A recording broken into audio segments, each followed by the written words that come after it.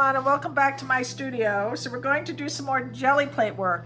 Now I will tell you that this is a new plate. I had a 5x7 plate and it's 8x10 plate that I bought in a set. They were not one of your major brands. They were sort of cheap set. For simpler techniques, they worked. When you tried to do the more complex techniques, it was no way. So I bought a more expensive, better brand plate. This one is from Gel Press, and I have experimented with this, and the technique that would not work with my other plate is working beautifully. So watch out when you buy your plate. Don't go cheap. Money wasted somewhat. I mean, it's usable, but the fancy techniques don't work. All right, so we're gonna play, and I'm gonna show you what I mean by the fancier techniques. So before, what I had to do was make a base plate and then let that dry, and then put my stencil on and then press the other plate, the other, dry one on top. In theory, you should be able to do both things on one piece of, in sort of one step. Still sort of two steps, but you should be able to put those two on top of each other without having to, go to as much trouble. So I'm going to show you what I mean. So the first thing we're going to do is we're going to put some base paint down here. Now, do I have to make it all one color? No, I could do whatever I want here. But in this case, we're going to try and keep it simple. So I'm just putting a nice coat of base down. In this case, you might want to make this coat a little thicker than you normally would.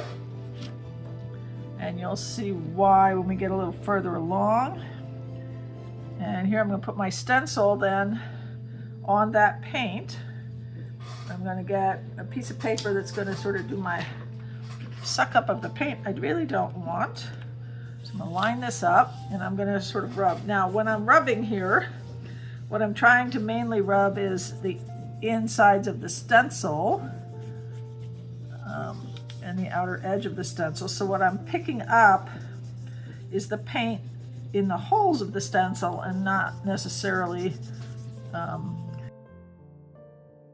all the paint on here. So we want to give it a good rub, really press on all of those holes and lines on the stencil.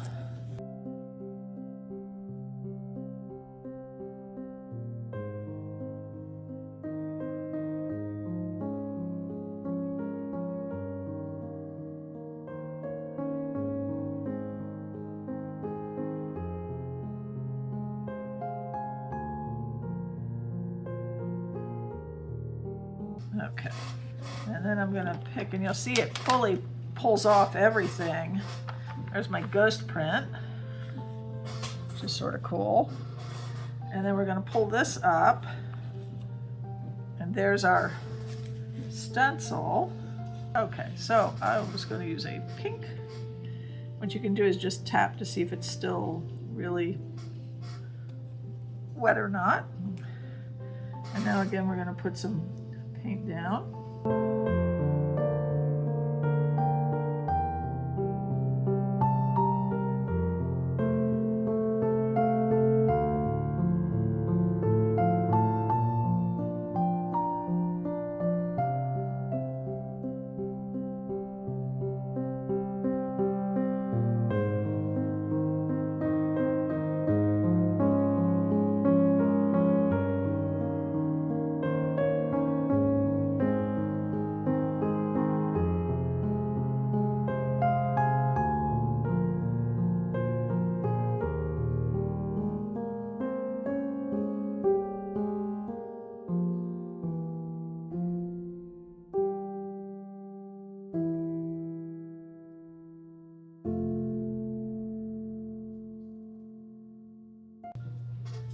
Take our piece of paper,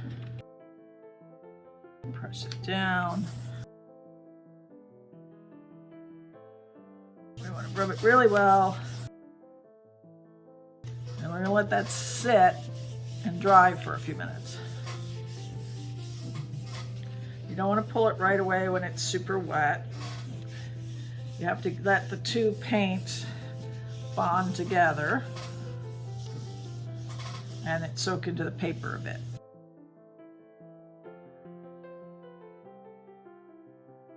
So we're gonna let that sit for a minute while I do a little cleanup. And the way you can test to see if it's ready is if you start to peel a corner and everything's coming up, so you see the blue's not really coming up yet. So, let that sit a little longer. Now while this is sitting, I'll show you one I did earlier. I don't think I had my contrasting colors contrasting enough, but this was my bird stencil. And you can sort of make out the bird here and all the leaves. So I had the blue first and then the yellow. One thing you can do when you're rubbing is you can feel sort of the level of moisture in the paper. Okay, I think we're mainly coming up now. Oh yeah, there we go. That's cool. Look at that. All right, that was the first type of transfer I wanted to show you. So to go back to the difference between my old plates and my new plates, look at the amount of paint left on the old plate when I peel off the paper. There's a lot of paint on there, but when you look at the new plate, there's a whole lot less paint on here, and you'll notice later on that there's even less paint on some of the further down the line ones that I do. Okay, so we're going to do another stencil. This time we're going to do one with words. Let's see how it works. So I'm going to get some paint down here. So again, we're going to put our base coat down.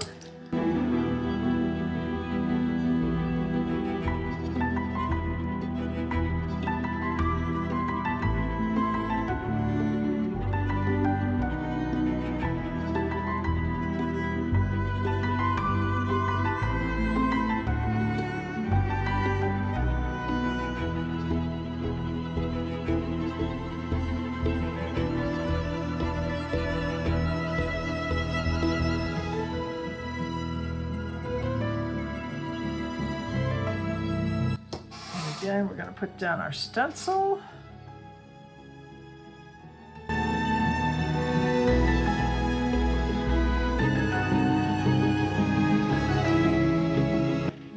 paper. You mainly just want to push in the holes of the stencil.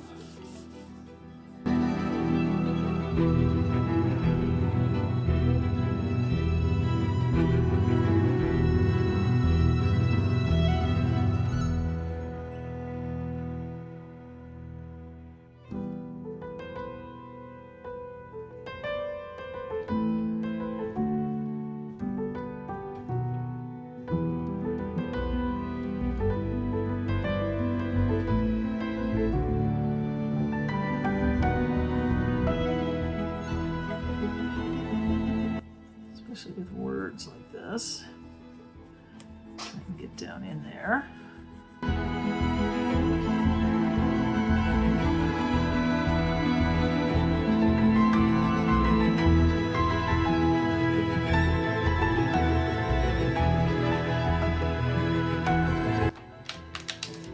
Oh, look at that. See? There's my ghost printing. This. Very nice. I'm gonna go with some nice yellow here.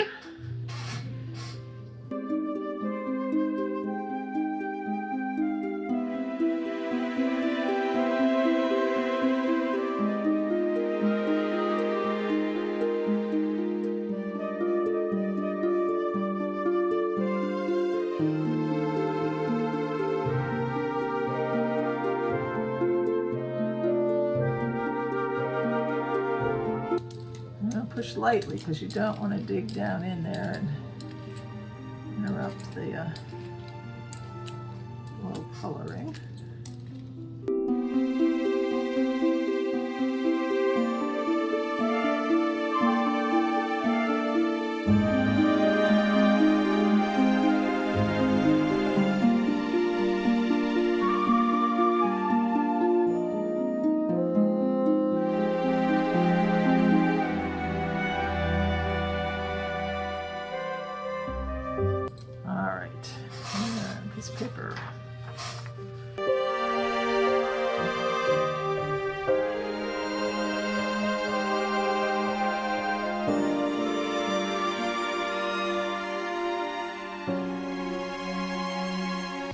remember, because you're mirror printing, you want to make sure that your words are upside down and backwards when you're looking at it, so that they'll be right when you pull.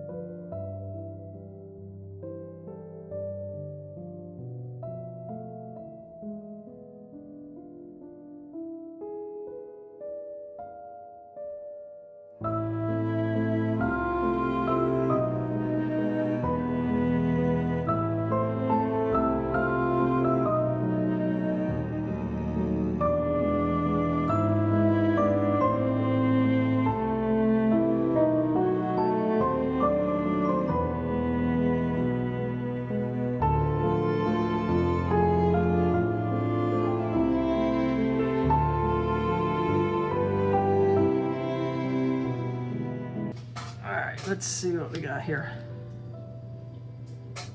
Oh, there we go. I may have let it sit a little too long.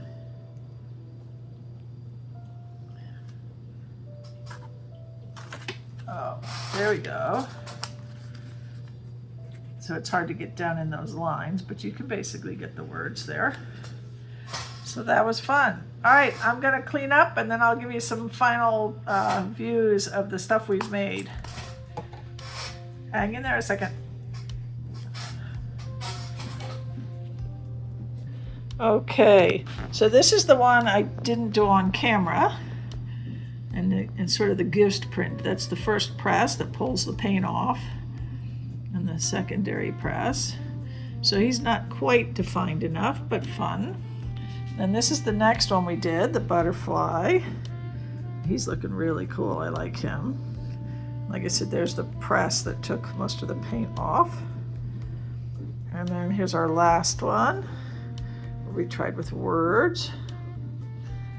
And it doesn't mean you can't use, these instead of just these if you're doing a collage or something, because they're fun little prints too. I hope you enjoyed this. If you did, please give me a thumbs up, subscribe to my channel, and hit that notification bell so you know when I upload more videos. Also, I'd love it if you'd leave me a comment. Now, this is part of Friday with Friends, so please join along. All the links down in the description box. And I hope you're all having a wonderful week.